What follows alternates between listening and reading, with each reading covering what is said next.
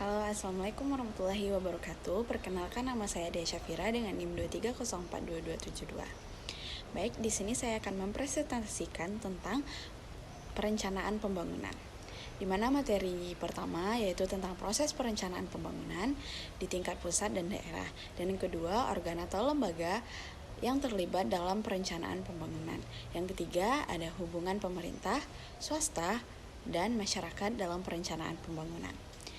Dan yang terakhir itu ada mainstreaming SDGs dalam pembangunan di Indonesia. Baik, kita masuk kepada poin pertama yaitu tentang proses perencanaan pembangunan di tingkat pusat dan daerah. Nah, pertama kita bahas di tingkat pusat. Yang pertama itu ada rencana pembangunan jangka panjang atau RPJP. Yang durasinya itu 20 tahun, fungsinya itu untuk menetapkan arah dan tujuan pembangunan nasional, dan dokumennya itu disusun oleh Bappenas atau Badan Perencanaan Pembangunan Nasional dan menjadi acuan bagi jangka menengah dan tahunan. Dan yang kedua itu tentang rencana pembangunan jangka menengah atau RPJM, yang durasinya itu hanya 5 tahun, fungsinya itu penjabaran dari RPJP dan berisi program-program prioritas yang akan dilaksanakan selama periode tersebut. Dan dokumennya disusun oleh kementerian dan lembaga pemerintahan lainnya serta dipisahkan melalui peraturan presiden. Dan yang ketiga ada rencana kerja pemerintah atau RKP. Durasinya itu tahunan. Fungsinya menguraikan kegiatan dan anggaran yang akan dilaksanakan dalam 1 tahun. Dokumennya itu ditentukan oleh Presiden berdasarkan RPJM dan disampaikan kepada DPR untuk mendapatkan persetujuan. Baik, selanjutnya kepada tingkat daerah. Yang pertama ada rencana pembangunan jangka panjang daerah, yaitu durasinya itu 20 tahun. Terus fungsinya menetapkan visi, misi, dan arah pembangunan daerah yang sejalan dengan RPJP. Dan dokumennya itu disusun oleh pemerintah daerah dengan melibatkan masyarakat. Dan yang kedua yaitu rencana pembangunan jangka menengah daerah. Durasinya 5 tahun, fungsinya merupakan penjabaran dari RPJD yang berisi program-program prioritas pembangunan daerah. Dan dokumennya itu disusun oleh Badan Perencanaan Pembangunan Daerah atau Bapeda dan disahkan melalui peraturan kepala daerah. Dan yang ketiga, rencana kerja pemerintah daerah atau RKPD, durasinya itu hanya tahunan, fungsinya itu untuk menguraikan rencana kegiatan dan anggaran yang akan dilaksanakan dalam 1 tahun di tingkat daerah. Dan dokumennya itu ditentukan oleh kepala daerah berdasarkan RPJMD dan disampaikan kepada DPRD untuk mendapatkan persetujuan. Selanjutnya, kita bahas koordinasi antara tingkat pusat dan daerah. Proses perencanaan pembangunan di tingkat ini harus saling terintegrasi untuk memastikan bahwa tujuan pembangunan nasional sejalan dengan kebutuhan dan potensi daerah. Ada juga beberapa mekanisme koordinasi antara pusat dan daerah, yaitu pertama musyawarah perencanaan pembangunan atau Musyawerbang, forum di mana itu forum yang akan diadakan secara berkala untuk membahas rencana pembangunan baik di tingkat pusat maupun daerah. Yang kedua ada sinkronasi program, yaitu pemerintah pusat memberikan pedoman kepada pemerintah daerah untuk menyelaraskan program-program pembangunan. Dan yang terakhir ada monitoring dan evaluasi. Proses pemantauan pelaksanaannya rencana dilaksanakan secara berkala untuk menilai efektivitas dan rencana dari program-program yang sejalan.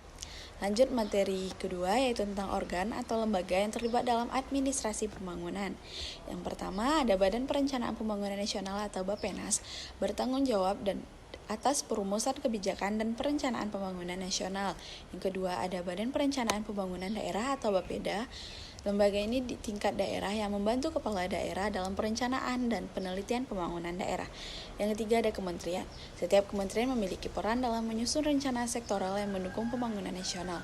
Dan yang keempat ada Dewan Perwakilan Rakyat atau DPR yang terlibat dalam pengesahan rencana pembangunan yang disusun oleh pemerintah.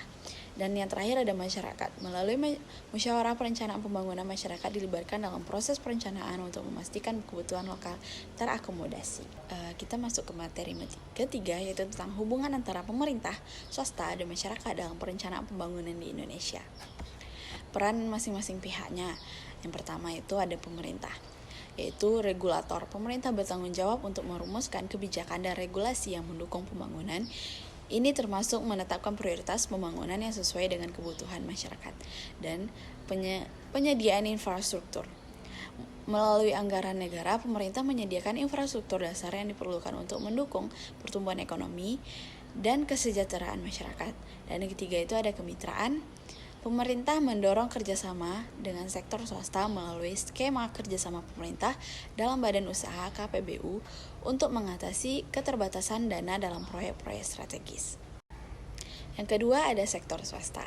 Pertama itu investasi. Sektor swasta menyediakan sumber dana tambahan dan inovasi untuk proyek-proyek pembangunan seperti infrastruktur, transportasi, dan energi, efisiensi, dan manajemen. Perusahaan swasta membawa keahlian dalam pengelolaan proyek yang dapat meningkatkan efisiensi dan kualitas pelaksanaan pembangunan. Dan yang terakhir, penciptaan lapangan kerja. Melalui investasi dan ekspektasi usaha, sektor swasta menciptakan lapangan kerja serta meningkatkan daya beli masyarakat. Baik, selanjutnya ke peran masyarakat. Pada partisipasi, masyarakat dilibatkan dalam proses perencanaan melalui musyawarah dan konsultasi publik, memastikan bahwa kebutuhan dan aspirasi mereka terakomodasi dalam rencana pembangunan. Dan yang kedua itu penerima manfaat. Masyarakat adalah pihak yang langsung merasakan dampak dari pembangunan, baik dalam bentuk layanan publik yang lebih baik maupun peningkatan kualitas hidup. Materi terakhir yaitu mainstreaming SDGs dalam pembangunan di Indonesia. Sebelum masuk materinya, kita harus mengetahui apa itu SDGs. Sustainable Development Goals atau tujuan pembangunan berkelanjutan adalah serangkaian 17 tujuan yang ditetapkan oleh Perserikatan Bangsa-Bangsa atau PBB pada tahun 2015. SDGs bertujuan untuk mengatasi tantangan global seperti kemiskinan, ketidaksetaraan, dan perubahan iklim dengan target yang harus dicapai pada tahun 2030. Setiap tujuan mencakup berbagai aspek kehidupan, termasuk kesehatan, pendidikan, dan perlindungan lingkungan untuk menciptakan masa depan yang lebih baik dan berkelanjutan bagi semua orang. Langkah-langkah dan aspek penting. Kebijakan nasional. Pemerintah Indonesia telah mengakomodasi SDGs dalam Rencana Pembangunan Jangka Menengah Nasional atau RPJMN dan Rencana Kerja Pemerintah atau RKP. Hal ini diatur dalam Peraturan Presiden Nomor 59 Tahun 2017 yang mewajibkan penyusunan Rencana Aksi Nasional atau RAN dan Perencanaan Aksi Daerah atau RAD untuk mendukung implementasi SDGs. Partisipasi multi pihak. Implementasi SDGs memerlukan kolaborasi antara pemerintah, sektor swasta, dan masyarakat sipil. Ini termasuk pengumpulan data lokal untuk menetapkan target spesifik dan memastikan keterlibatan masyarakat dalam proses perencanaan. Selanjutnya, monitoring dan evaluasi. Pemerintah telah mengembangkan platform seperti SDGs Dashboard untuk memantau kemajuan pencapaian indikator SDGs secara transparan dan akuntabel. Lanjut, pelokalan SDGs. Upaya untuk mengintegrasikan SDG sehingga tingkat desa sangat penting.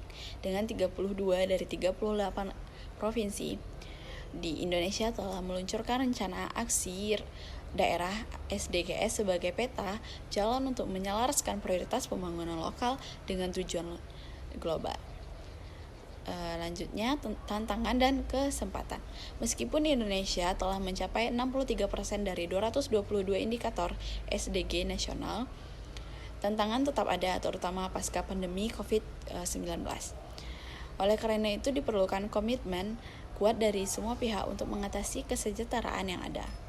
Baik, dapat kita simpulkan, proses perencanaan pembangunan di Indonesia itu melibatkan integrasi antara rencana pembangunan jangka panjang dan menengah di tingkat pusat dan daerah, dan dengan partisipasi aktif dari pemerintah, sektor swasta, dan masyarakat untuk mencapai pembangunan berkelanjutan SDGs yang ditetapkan oleh PBB. Mengedepankan kolaborasi dan keberlanjutan dalam setiap langkah pembangunan. Sekian materi yang dapat saya sampaikan. Terima kasih. Assalamualaikum warahmatullahi wabarakatuh.